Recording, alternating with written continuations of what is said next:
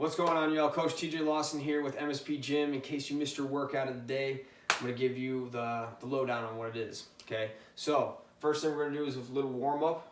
Okay, it's 2 rounds, 40 seconds on, 10 seconds off. First thing we're going to do is we're going to start with a hip hinge leg slide to a leg raise. Now, it's going to be the same leg sliding back to raising forward. So for this one, my left leg will be stationary, my right leg will be sliding back. Now, I'm going to keep this foot slightly off the ground. As I slide it back, I'm going to hinge. Now, as I hinge, I'm going to bend into this front knee to be able to maintain that hinge and keep pushing my leg back. You're going to push back as far as you're able to, okay? And you're going to drive that knee through. Now, you can drive the knee straight up or drive the knee straight through into an extended leg lift, okay? And for the full 40 seconds, you'll slide this leg back, lean into that front leg, and drive that leg through. Okay, you do 40 seconds on that side, switch 40 seconds the other side. Now, if the leg lifts a little too much, okay, just do the knee, right? If it's too much there on the hip, just stick with that leg slide, okay? You do 40 seconds one side, 40 seconds the other side, leg slide back, driving that leg through, okay? Okay, next one here is going to be a tripod or a bridge and reach, depending on your skill level here. So the tripod looks a little something like this. Okay, you're going to pull your feet back about halfway, 45 degrees from the hips and the feet. Okay, put that arm back, lock that shoulder down. Now, all we're doing is driving the hips straight up, and we're not trying to get our hips higher than the knees, okay? Squeeze the glutes at the top, but do not overarch the back. So we're driving the hips straight up, only up to knees, squeeze those glutes. Okay, this arm can reach over or it can reach up.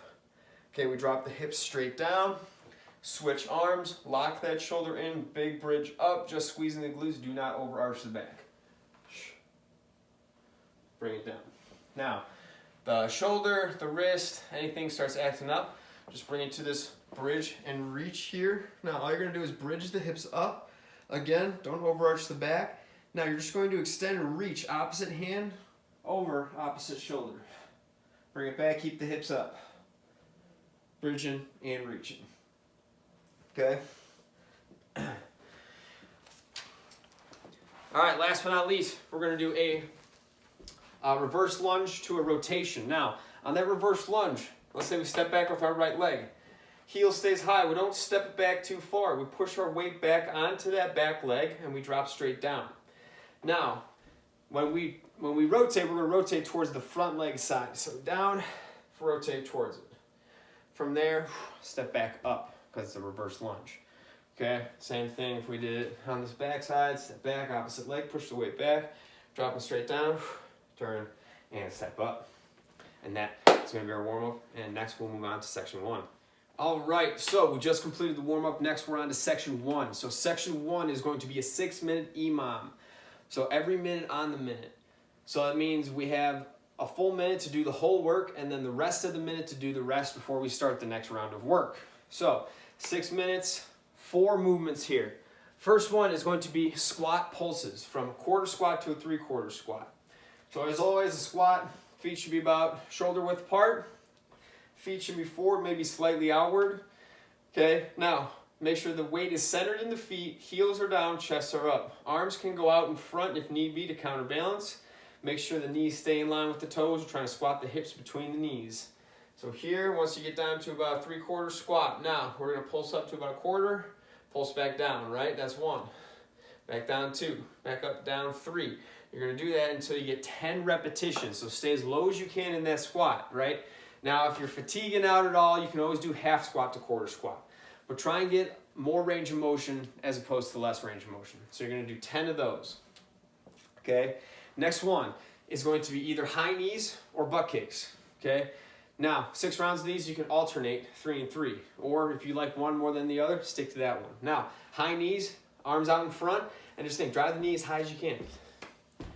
Okay? As you get comfortable, you can speed up how fast you go on that one, right? Just try and get the knees as high as you can. Same thing with the butt kicks. Hands back behind, and you pull the heels back, right? As you get more comfortable, pick up the pace. Okay, so you have 20 total, so 10 down each side. All right, next one up is going to be 4 push-ups. Now, Big thing on our push-ups, whether we do them from the knees or from the feet, is we want to have that strong core. Okay, we're activating our core through a crunch motion. Now, shoulders are going to be over the hands, over the wrists, excuse me. Okay, shoulders are going to be locked in. Now, knees, we want to pull the hips in front of the knees if we're going to go from the knees here. Elbows are about 45 degrees from our sides. Lean into that push-up, big drive up. Go as low as you're able to, as low as your strength allows. Okay, now if you want to do from the toes, driving those legs straight up. Remember, keep that crunch. Do not arch the back here. Okay, keep that core strong the entire time. Now, once you're done with 4 push-ups, okay, you're going to do shoulder taps. So shoulder taps, you're in that push-up position, and you're tapping the opposite shoulder. Now the key is here not to let the hip of the shoulder of the arm that you're lifting open up, right? So if I'm here, I want to touch my left shoulder with my right arm, but I don't want to open my hip to do it, right? Keep that hip down, so push that hip down. Same thing on the opposite side. We want to keep the hips nice and quiet. So that's going to be 3 touches on each side.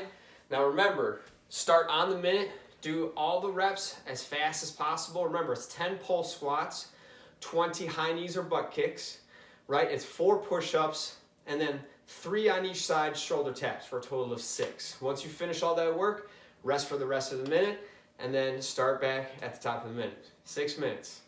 All right, so you just finished section 1. Next up is section 2. So section 2 is going to be a 35-second on, 15-second off exercise, 4 exercise circuit. Okay, so our first one is going to be knee throughs. Now knee throughs are a modification of the sit throughs. So all I want you guys to do is hands and knees right here. Okay, tuck the toes underneath, and you're going to lift the knees just slightly off the ground. Now you're going to step. I'm going to start by stepping to my left. I step and open my foot from here, step and open. Okay, so my knee is open, my foot's facing, gives me a nice target and a lot of space to work with. Now, as I take this opposite leg, I'm going to hook the heel right here, right? So I hook right behind the heel. I try and keep this knee vertical.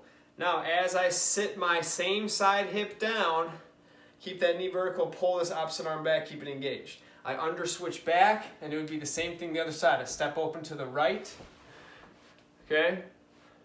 I hook, and I sit that hip down, pull that elbow back. Okay, take your time on that one. Sit the hip all the way down if you need. Make sure that shoulder stays strong though. Okay, your next one is going to be a lateral lunge to a hinge and reach. Now, with the lateral lunge, we always want to step out about 2 times our shoulder width, and we want to stack our hip, knee, and ankle all in one vertical column. How we do that is we try and get both cheeks to sit in a chair behind the knee. So I shift my weight over, this leg stays straight. Now, I'm trying to get both cheeks in this chair. My hip, knee, and ankle will line up nice and straight as I shift over. Arms out in front for counterbalance. Now, as you drive in, step in, and you're going to soften the knees and go straight into a hinge and reach. Push the hips back, stay proud. Do not lock the legs, but do not bend them either. Just keep them nice and soft and reach up, back over the head. Firing those hips all the way through once you reach your end range.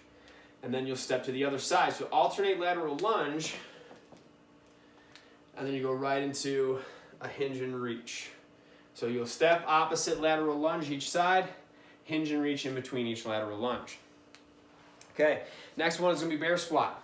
Okay, so with bear squat, pushing the hips back like we would in child's pose, and we're going to push the hips up like a down dog. We're pushing the torso down, we're not extending our hips. So we're here, pushing the hips straight up, but we're not extending the hips forward like we would in a push-up position, okay? So, pushing the hips down, up high on the toes, bend through the knees, big drive up. And it's all in the knees. Driving those hips straight up, all in the knees, not the shoulders, not the hips, okay? Next one up, this is a fun one, forward ninja lunge. Now, I'll do it from the side here. We're stepping forward.